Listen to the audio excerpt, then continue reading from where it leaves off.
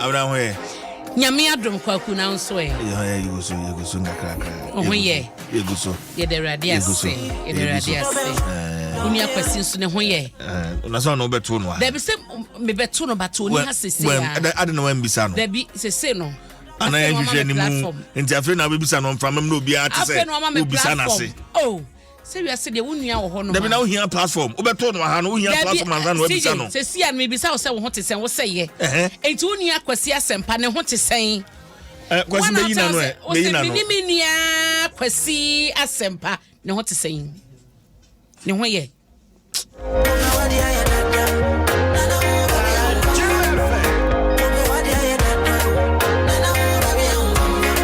Adwei. Yey. So de ho ye on. Oh nyame gusu. Ada bisi me ho ye. Mbisa me mbo bi edin. Nyame gusu shira me. Na de nyame ase. Yes. Nyame ase. Adom na kasama ye. Ana brada. Ntia. Aba. Enti kwabena ne abenafo nyina no pa mi tu chekese. Salute. Edema mu nyina wo ya bena na gigidam. Wo ye kwabena so agigidam na ye wo da wate. Megide se mu nyina mo ho ye. Bibi o ye bia so ye hu na ye ni ye. Wate. Bia be fine. Oh yeah. Nyame hira ye nyina. Oh yeah. Na CJ. Obi se men cancer men chere about uwia. Me o. Wa. Wanna say? Oba na be ma. Uwia. Me wia. Okay. Uwia me ka chere. Yeah. Asarumenti akrasa mesere. Na CJ nyuma wo de boy wo pa wade aye dada na wo ba bia wo famfa no. Aye den. Ma me fa story we any kind. Eya rehosem. Enyum ninti. Eya rehosem na aba no. Me gidi se ye ho asem de na no fie da wia na adom kase taste so na chese ye break ye na eno akire no ensem a aba e wo sasem wo ye kire no. Hey, enye easy. Ni nyina ne se police ni abrantie bi Inspector Ahmed Twumasi ya na otie mu a post for SWAT unit no special weapons and tactics ne fa ewo asante mante mu post adwuma sadom ni mu no na abrante edi ne dwuma na CJ chese fofia ntota na odwere ba ma ba mu ayi onya ba mu ampo abrante etimi twi tuo ya ode esom oman no esi madwoa so madwoa wo mfia aduonu 26 etudu tuo empre baako enum kwawi akire madwoa aye nyamedia nipa bia wo ho no ma omote se de ekoso no se asase ni mpo no na omodwen se papa ekrampo no oye krofo a opese oberobe madwoa enti etu ekita no ntiro mantumi amen no ne mo do omote ye mo hunu se bia na madwoa ne bra yi wo bibiye no ene se bra otu no to na madwoa kase enkumi na memfa wachi enkumi na memfa wachi na kire se takum di obeye no waye awie madwoa ne pictures madwoa mfoni na da Facebook yi takum nso so dem finfin no CJ chese asem yi chese de frɛ kyeraba bebre na ne nyiram no sɛ owie ye no no kɔfrɛ na danfo oba bi a ɔkɔba amane sɛ ɔno kra no obeku ne ho na de waye nie na obi bisa sa nya bia no ye ku yi ho a ye kra na okoku madwoa no okra wo bi bo obi amane anka obi nya ne kasa kyerɛ wasu bu sɛ obeku ho a ada na akɔba mane ada na akɔba mane enti no ade a Twumasi Inspector Twumasi aye no ɛwɔ adum kumase emu ya batan su abayo no ne mfoni abayo mfi aduonu so wo hwa tum sɛ wahyehyɛ obosi wahyehyɛ wo hwa baabi a wo hye jean shorts ya tum sɛ nyame abode efe na takum asai kwa takum so no ogina hɔ a ne kon wode da hɔ no na eno na homachia na bishop adwa me ba wo na bishop e ka se ede na be ma wo waware ya wotu oba ho a de yetie mpo ne se wo yire kra nyem what for Benechi, Aqua for bar, a wanting. Like I say, who chitty on or you know, no better so bad no fan no faithful. O metra won kwa ho no so no asem ka ho sa de yetete ne ye no krese bia wo chiti na wo chiti ye no sa wo ti bi ho na wo chiti ya de ne ma ne ye wo say wo no chese me hu se de make asem no obi de wo de ye chiti o so but de wo chiti obi so yeah understanding akasa na wo mu no wo dwe won so obi sesa wo ye ware ni na wo so wo so be kwa bonte a fa wo kuma nyina nkonkodim. But I come here say ebano sana ya na ase odono ni akoma ni bibia akodi one side enya odone akoma nko sika so ka ho sika kodim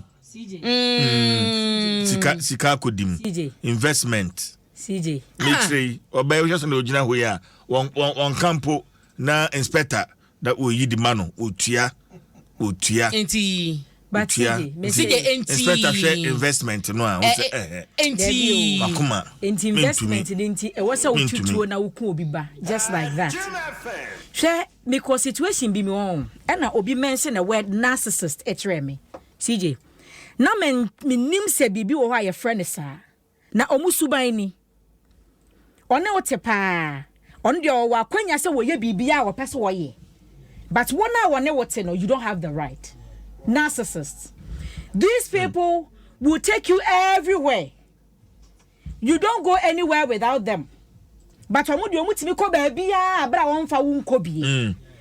people are obsessed. So for them, when too obsessed. Obsession. So obani ejina ha obeye ma bekas sister 80 years when ya be ma we. But obana what timuno onu na nim problem a o face enti sa asem bampo na okofie kwaka o ma me beka se ko onu tum na se de bra yiya wi adai na wo bra itiri so enti de bia me ka kire man when you meet somebody na se nipa na too upset, they are too self-centered.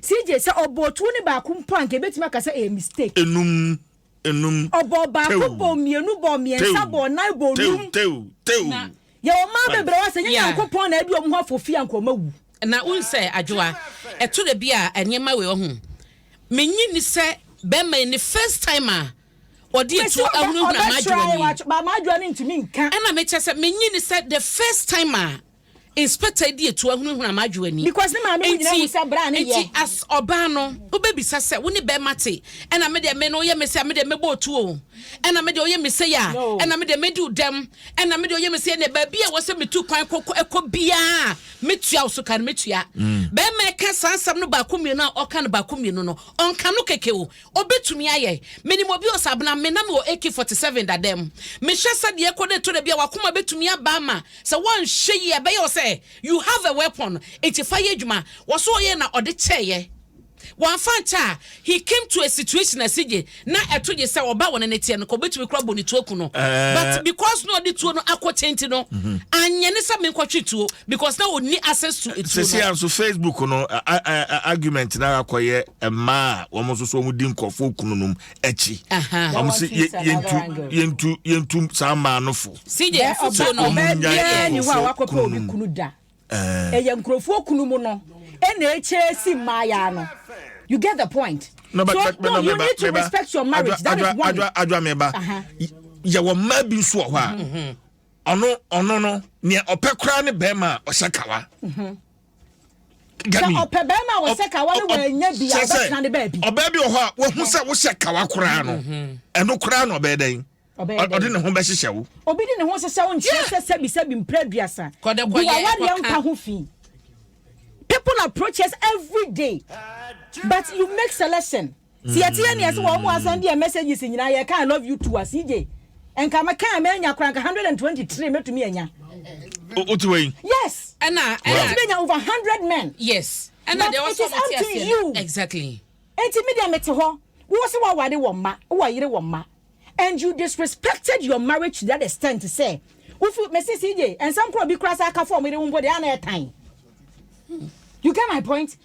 Say your bonk for you at Remwa and come up baby jawari. But when I want disrespect your marriage and I walk for another woman and me say a cheat expecting to somebody to be faithful to or not cheating. E bini chuma si die yes ye. But girl no so. Oh, na dey. The lady will definitely get married. And it is a 1 to 2 so am pe obi ni na ansase am brana.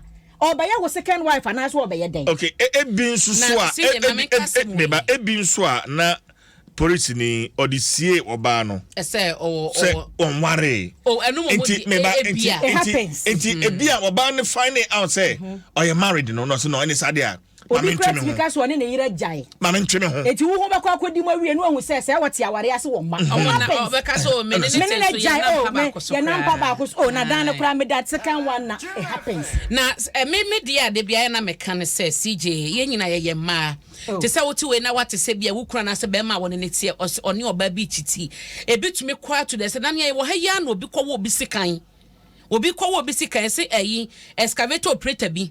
So na chesa ase krache no wo bi sikan ekunia beche odu akwakotum asem ne se mfa ne se bia koye ntokwa onipa no wanwu anase bia wanka sankra no wo fa chi kra akobo onipa de dua na wo ye ne bibi na wokunu a bisa se sa ba ne fi hon ma be ma no onfa oba bia bi ma na entity side terms asema no yeti asie se wokunu ekobo sa abra no a oba kono woni ni problem bia nka so oba no kodi sa adwuma no kra ya ba ko pe sa oba woni ni business bia if you have any business e was say woni be ma ne kasa because sa oba no otwe ne ho nne obi be ma ne be nyo oba foforo mpo wo ho etu be san kwakun oba ko ne ho obetwe ne ho obesan kwafa ntu wadwuma ye pa until some ma beti ase. We get to understand the say the first be man na assume see na so benti HT no when you say the pakono any business no business ah when be man no na any sajuma no wo ye be man so no wanya kukudro so be fa o yire kira gitum say titi no e wo ho obi atumi ye entimefo akoma nyina nkuru nkwa bi eche se wo titi wo yire so akofo ba no onu nye faithful farmer o ni nkwa na nyina and do yes na you are making a big mistake the inspector dey want to me answer no. All right omono ansama say the question is ukọ hokoye den oh yes because CJ owotuo the nkrofo fam wo ma handle because they don't have guns nkrofo fam wo ma on say last time me raise here be say I think Mema ya did to show on some to say police, military, and these people. I think once a year, there was a question on line. Do call psychiatric hospital be every because if I tell you the depression people are going through, but because they don't have guns, they are able to manage it. But because of more access to 20, they feel say they can end it and that's it. Say about trying to create justice, another say. If someone had killed me last 5 years. I come here because I'm the breadwinner of the family. It is maybe a best call me home will be cool. It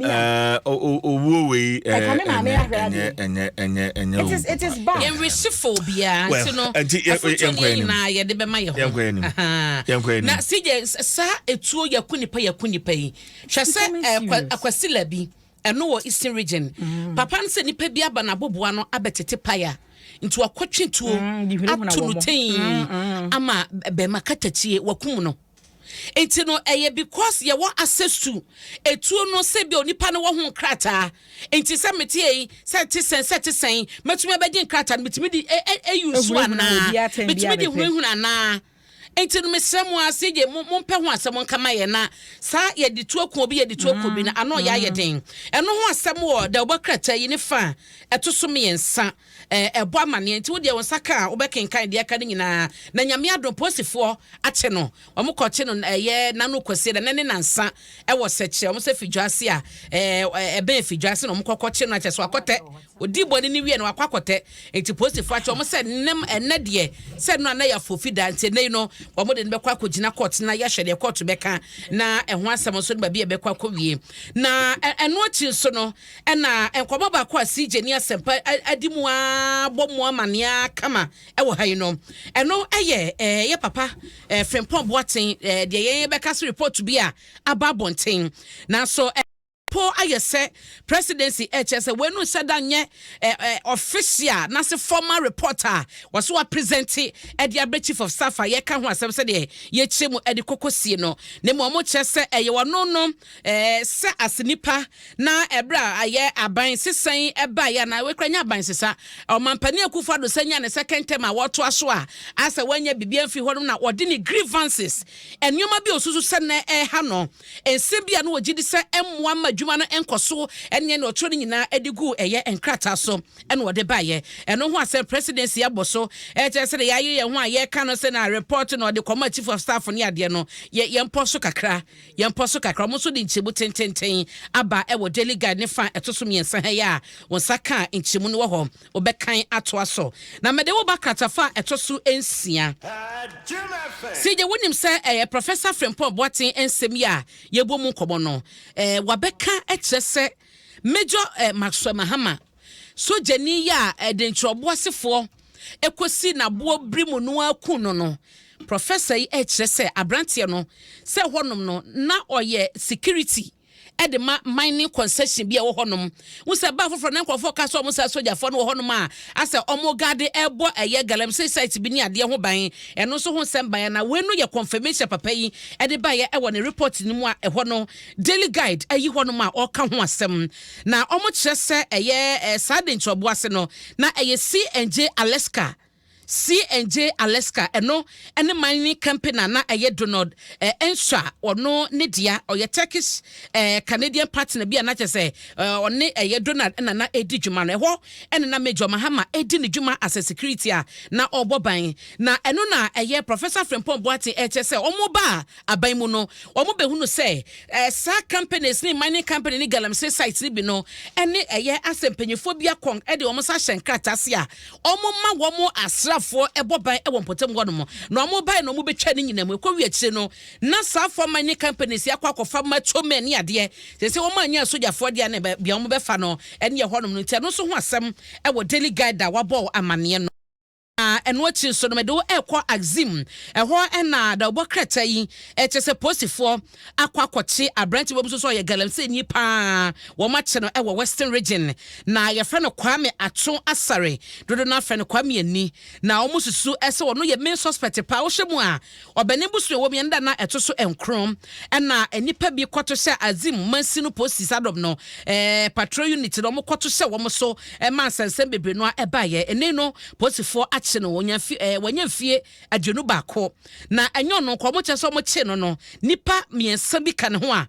wo ma che wo so aka ho nti se ye kasai no nipa dodo aposifo saka wo no eye 8 Williams Kofi ewo 17 years Richard Kwesi ena Emmanuel Kojo Broni wo nyina wo 17 years miensa so eka ho no so no mo cheso mo nyina ewo posifo kukumu a ehwehwemu ni ade ekoso ho asam ewo daily guide ne fa etoso miensa na chief imam so wanya 104 years hip hip hip hip hip hooray 104 years enye easy nyame ehra papai nyankopon koso ama no fie ni bebre no ma na hoodi wo mu emayen enro man pani akufu ado na Alhaji Dr. Mahmoud Baumia eka bo mu ko celebrate no kama na efe I tap into this blessing 104 years mi hriso into chief imam a belated happy birthday and ye nyina ye de ma ni nyina our daily guide abokrata yi mu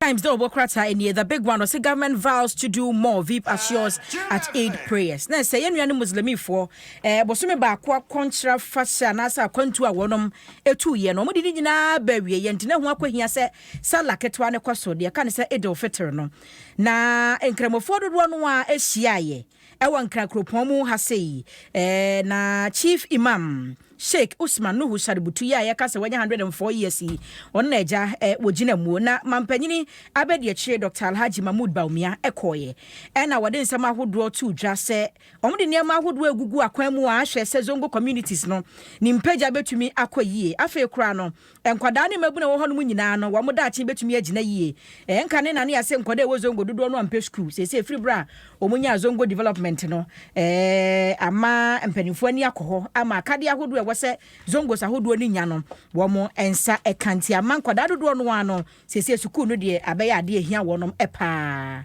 na kwatafa etoso edu MPP elects Ernest Enim to contest Kumewu by elections.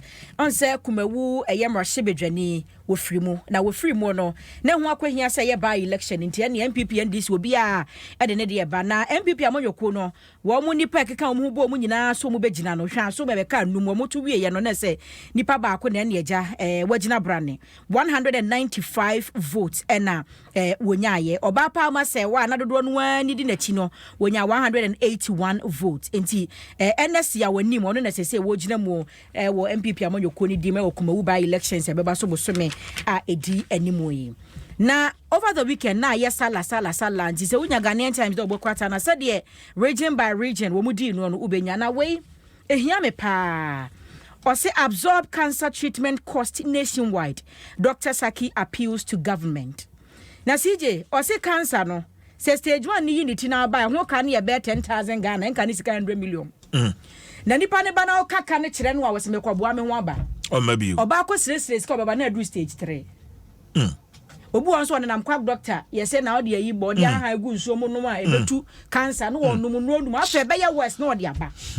Enunti ena wopanyini oye principal medical physicist ewo National Radiotherapy Oncology and Nuclear Medicine Center ye wo Kolobu Teaching Hospital Dr. Theophilus Saki odi adesrede to Ghana abanim se wo sere ebe ya nka cancer treatment na ba ne hwe no won faka no Indiana say health insurance card no kra no na behwe na ebetumi ahye cancer patients na afaka no a enka bebo asanse nkrofo bu o mo ba enya bo apaye o manim no machi ebi ni ho 10,000 ne kwa na ye boketwa for stage 1 no obekwa akwade na beba na adru stage 3 uya ne hwe yenye ebe ye mpo a wokoje 100 million e ba ye sa tam 100 million ntumi ensa bebi adru nti ama ha adwen pa nti abamane ni nkwa ho na wontumi ensom ema Ghana for Asian African Consortium Partners UCC to boost grain production in Ghana. University of Cape Coast for Energy one more any Jospon group of company ni Kuoka friends Asian African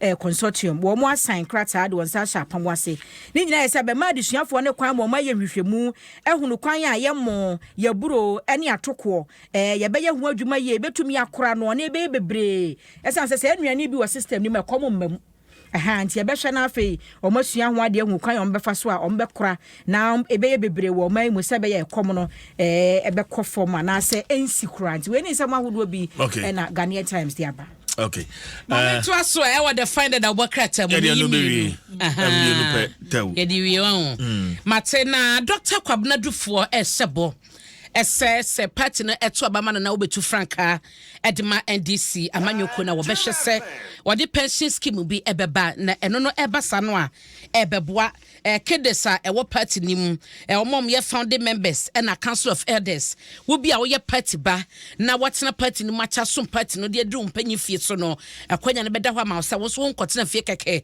wo benya chitai kakra eno ene nani sode hunu ni pino a eno gusoa se party ma no ento aba ema no na asema ayi adwoa ebo so ewo kumawu abrantie NS ya wonimu yes so no na ye parliamentary candidate de ma MPP ewo kumawu abato mpesua so ya wo hwe se by election se 23rd May wo mo de be hye so no ne communication director ye ne team na ebo adwuma ebo ntoa no ne communication director che se wo matete ensem bia ye record so so amankwa yo no ye kanema se bedwani ewo mansia south abato mpesua so ekeka edifa primaries no mo koye no ene che se ensunsuanso efiri mu aba wo so mo ne campaign team wo mo twom ho edifiri sansam na ye oso amankwa eka no wo mu nim ho hye wo mu ni obia eni asetena ne nkasase bia ne akomato mo sem bia ka nto mo de obia ntwi nani na party na kasa ene abato mpesua no so party mani na enim se NS ya wanim yi wono ne nani sode hunu ba ko ne so beka party na bom eno no oyeye na msoma party no ato aba no ede ama no nti de obia begina bontia ka ne nyina no wo mo de wo mo nte wo mo twom ho edi fi sansam no ho eno eyensema the finder the bokrata no ede aba CJ emu no